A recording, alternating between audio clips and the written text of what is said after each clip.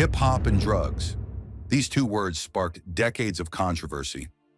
But what if I told you that rap music wasn't promoting the drug trade? It was exposing America's most devastating policy failure. Hip-hop became the voice of communities under siege, turning pain into power and survival into art. In 1971, President Nixon declared drugs public enemy number one. By the 1980s, Reagan's war on drugs had weaponized law enforcement against black neighborhoods.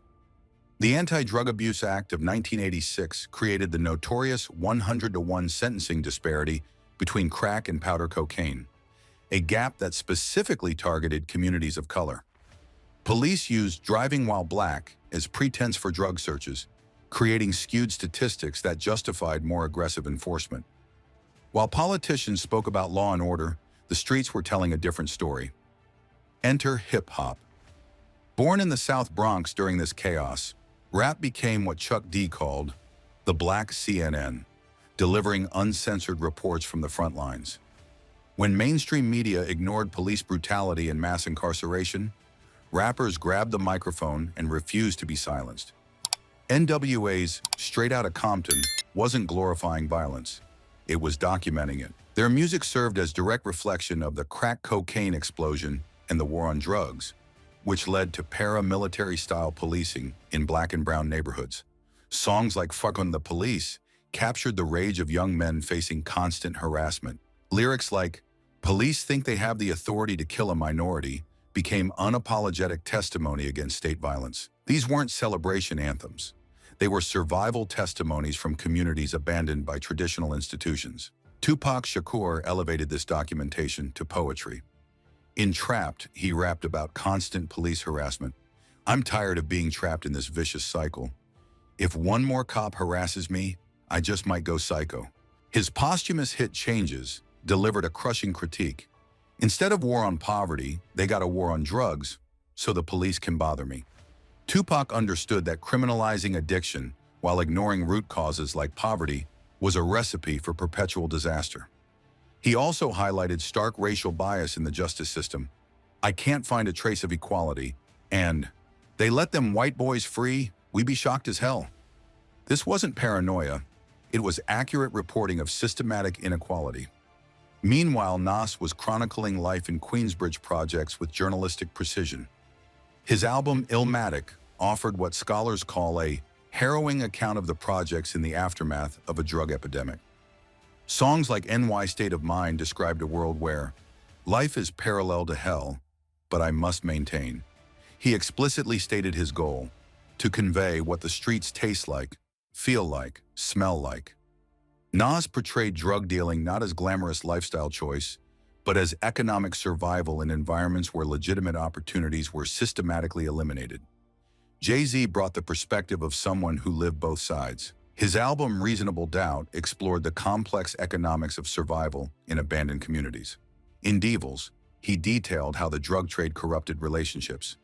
"We used to fight for building blocks.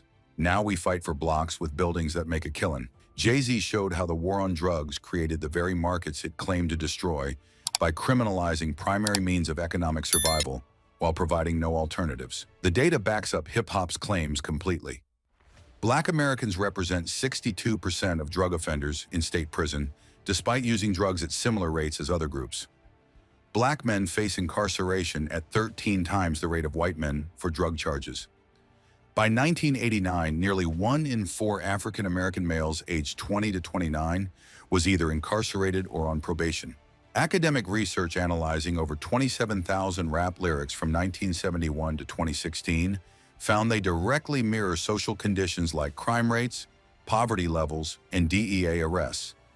This proves rap primarily mirrors the realities of its time, rather than promoting negative behaviors.